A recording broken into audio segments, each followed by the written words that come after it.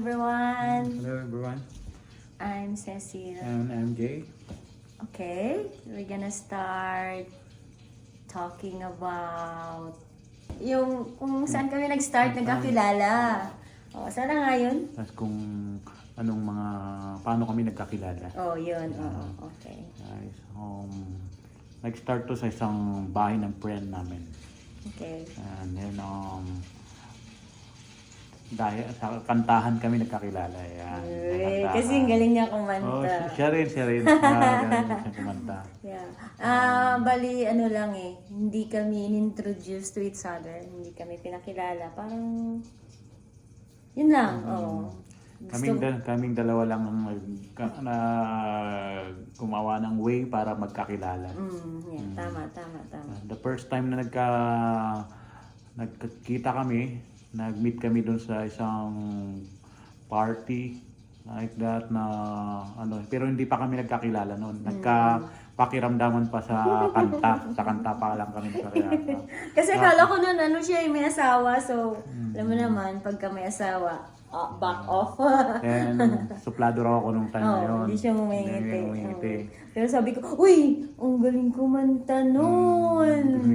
Tapos, biglang, At ganoon din yung nung time na yon, hindi niya alam na kumuha ako ng stolen shot sa kanya. Then, ayun nga sinend ko sa kanya. Then second time naman na nung pumunta ako doon sa friend party pa rin, and hinanap ko siya. Asan siya? Sabi ko. May ibang kumakanta pero yun nga, siya ang hinanap ko. Asan siya? Sana nandito siya ako.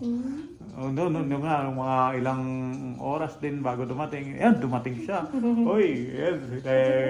Kaanoan kami ulit. And doon na nag-start. Nagkantahan na naman. Yeah. And tapos, siyempre ako kasi mahilig mag-video ng magaling kumanta. So, binidyohan ko siya. Tapos sabi niya, oops!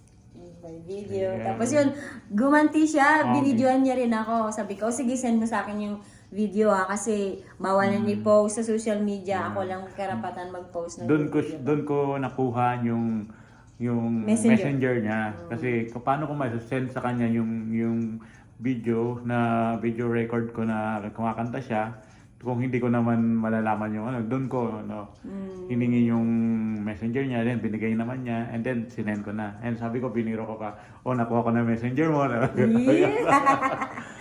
Kasi gusto ko i-send niya sa akin yung mga video kasi ayoko pinopost ako sa Facebook or social media na doon na nag-start nung pauwi na ako. Nagko-commute lang ako Commute lang ako ng bus. Doon na nag-start habang naglalakad ako, minessage ko siya. And after message, sinundan ko ng tawag at sinagot niya. Sinagot niya mula sa bus stop hanggang dun sa bahay, hanggang makauwi ako. Lakad ako. Haba ng nilakad ko, kausap ko pa rin siya. Kaya, I think mga 12 midnight na yun. 12 midnight na. Pero hindi ko nararamdaman, malapit na pala ako sa bahay, pero layo na nilakad ko. At it's winter. Winter ba? Oo. So yun, doon nag-start yung communication namin. Tapos yun.